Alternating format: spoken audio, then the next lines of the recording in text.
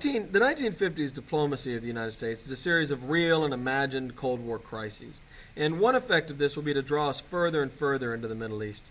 On May 14th of 1948, the United Nations establishes Israel, and Truman recognizes Israel's right to exist.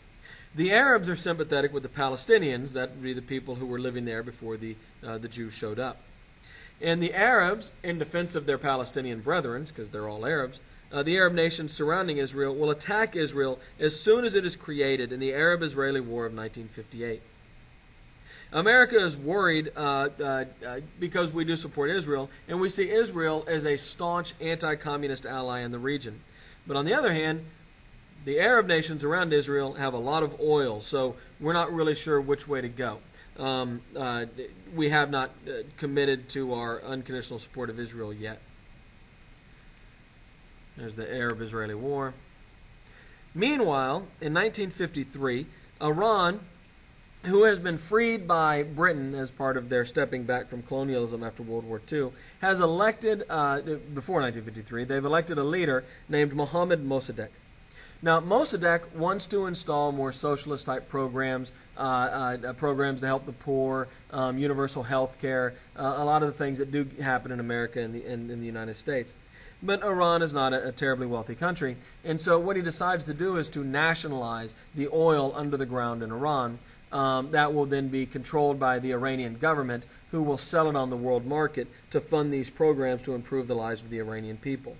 This is, of course, simply unacceptable to American oil companies, who pressure Eisenhower, who gets together with England and plans a coup, which the CIA is behind, actually a cousin of Franklin Delano Roosevelt's, and it's an amazing story.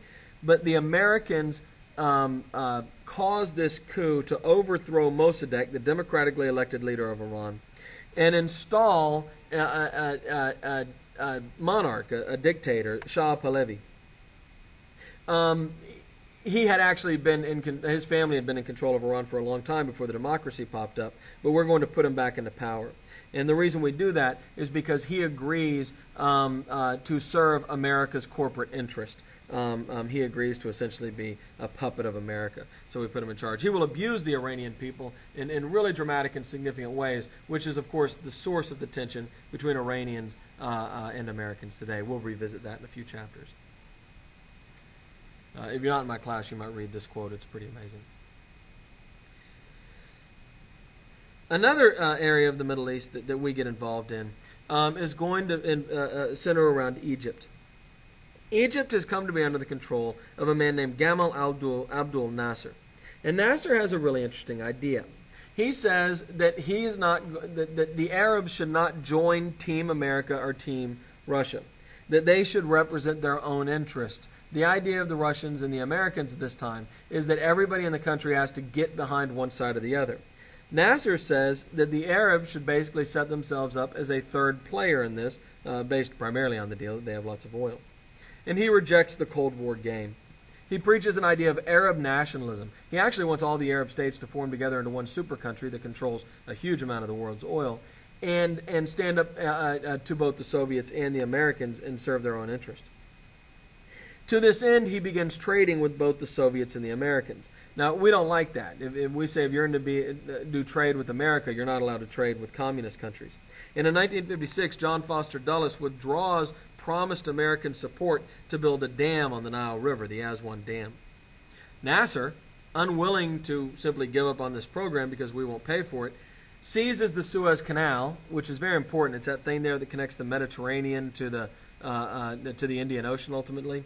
It had been controlled by the British, but he says it's Egypt's soil, so he takes control of the Suez Canal and uses the profits from the canal to build the Aswan Dam. Then the Israelis, the Egyptians, and the French launch a crazy scheme, and what they're going to do is they're going to have the Israelis invade Egypt to start a war, and the Israelis will be able to take the canal, which they do easily, and then the British and the French will move in and say, oh, we got to stop the war, we don't want instability in the Middle East. But of course, notice what they've done. They would have seized the canal, which is all they really wanted to begin with. They didn't tell America about this plan. They assumed America would back them up because America is traditionally allies with the British, French, and the Israelis. But Eisenhower is concerned that we are going to push the Arabs and all their oil into the arms of the communists. And so the U.S. does not do what they're expected to do. They denounce the invasion. It doesn't help that Nasser has ships sunk all along the Suez Canal, so the whole thing becomes inoperable. The whole plan for Britain and France is a disaster.